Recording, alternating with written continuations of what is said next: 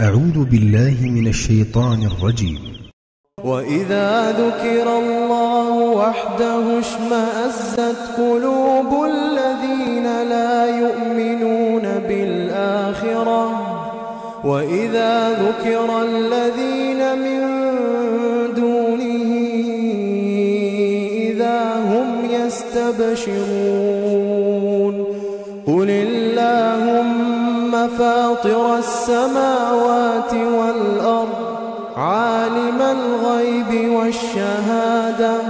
أنت تحكم بين عبادك فيما كانوا فيه يختلفون ولو أن للذين ظلموا ما في الأرض جميعا ومثله معه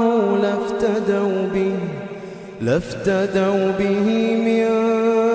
سوء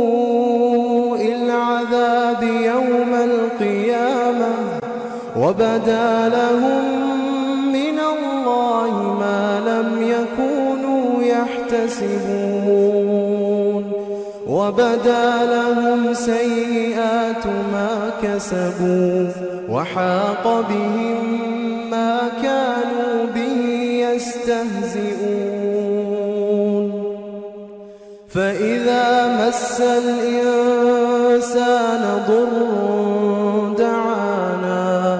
ثم إذا خولناه نعمة منا قال إنما أوتيته على علم بل هي فتنة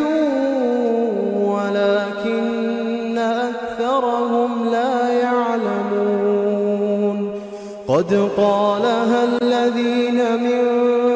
قبلهم فما أغنى عنهم ما كانوا يكسبون فأصابهم سيئات ما كسبوا والذين ظلموا من هؤلاء سيصيبهم سيئات ما كسبوا وما هم بمعجزين أولم يعلموا أن الله يبسط الرزق لمن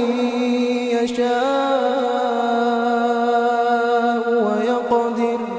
إن في ذلك لآيات لقوم يؤمنون. اور جب ایک اکیلے اللہ کا ذکر کیا جاتا ہے تو جو لوگ آخرت پر ایمان نہیں رکھتے ان کے دل گھٹ جاتے ہیں،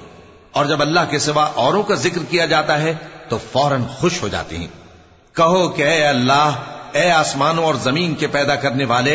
پوشیدہ اور ظاہر کے جاننے والے، تو ہی اپنے بندوں میں ان باتوں کا جن میں وہ اختلاف کرتے رہے ہیں فیصلہ کرے گا.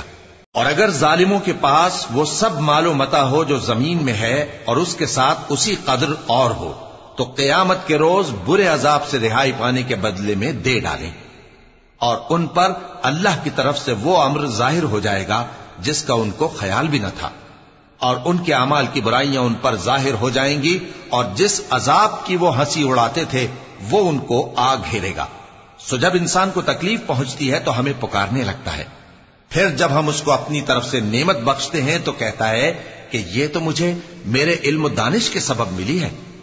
نہیں، بلکہ وہ آزمائش ہے، مگر ان میں سے اکثر نہیں جانتے. جو لوگ ان سے پہلے تھے وہ بھی یہی کہا کرتے تھے، تو جو کچھ وہ کیا کرتے تھے ان کے کچھ کام نہ آیا، آخر ان پر ان کی برائیوں کا وبال پڑ گیا. اور جو لوگ ان میں سے ظلم کرتے رہے ہیں ان پر بھی ان کے برے اعمال کا وبال عنقریب پڑے گا، اور وہ اللہ کو عاجز نہیں کر سکتے. کیا ان کو معلوم نہیں کہ اللہ ہی جس کے لیے چاہتا ہے رزق کو فراخ کر دیتا ہے اور جس کے لیے چاہتا ہے تنگ کر دیتا ہے؟ جو لوگ ایمان لاتے ہیں ان کے لیے اس میں بہت سی نشانیاں ہیں.